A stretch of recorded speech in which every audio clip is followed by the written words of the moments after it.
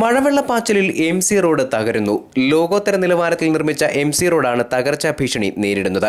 ഇരുവശങ്ങളിലും ഓടകൾ നിർമ്മിച്ചെങ്കിലും ഇവയിലൂടെ വെള്ളം ഒഴുകാത്തതാണ് റോഡിന്റെ തകർച്ചയ്ക്ക് പ്രധാന കാരണം. ഭൂരിഭാഗം പ്രദേശങ്ങളിലും ഓട മണ്ണും മാലിന്യങ്ങളും മൂടിയിരിക്കുകയാണ്. സ്ലാബുകൾ പലയിടത്തും തകർന്നു. കിലോമീറ്ററുകളോളം നീളത്തിൽ നിർമ്മിച്ചിരിക്കുന്ന ഓടയിലൂടെ ഒരു ദിവസം പോലും ശരിയായ രീതിയിൽ ജലമൊഴുകിയിട്ടില്ല.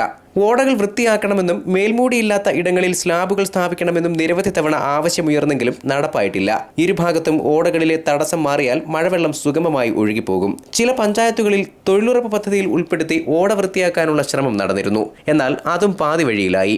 എം.സി. റോഡിൽ പലയിടത്തും തടാകം പോലെയാണ് വെള്ളം കെട്ടിക്കിടക്കുന്നത്. ടാറും മെറ്റിലും ഇളകി റോഡ് കുഴിയാകാൻ ഇത് കാരണമാകുന്നു. ഒപ്പം അപകടങ്ങളും വർദ്ധിക്കുകയാണ്. മുട്ടമ്പലം മൈലം മേൽപ്പാലത്തിന്റെ ഇരുഭാഗത്തും റോഡ് തകർന്നിട്ടുണ്ട്.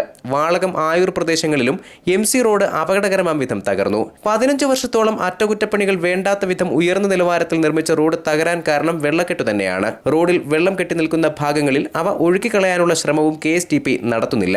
ഓടകളുടെയും റോഡിന്റെയും അറ്റകുറ്റപ്പണി നടത്തണമെന്ന് താലൂക്ക് സമിതിയിൽ നിരവധി തവണ ആവശ്യമുയർന്നിട്ടും നടപടിയുണ്ടായിട്ടില്ല. മഴക്കാലമായതോടെ റോഡിൽ അപകടങ്ങളും പെരുകി. ഓരോ ഘട്ടത്തിലും ഗുണനിലവാര പരിശോധന നടത്തിയാണ് എം.സി. റോഡ് നിർമ്മാണം പൂർത്തീകരിച്ചത്. ഉന്നത നിലവാരത്തിൽ നിർമ്മിച്ച റോഡ് വെള്ളക്കെട്ട് മൂലം തകരുന്ന അവസ്ഥയാണ് നിലവിലുള്ളത്. News bureau, Kottarakkara.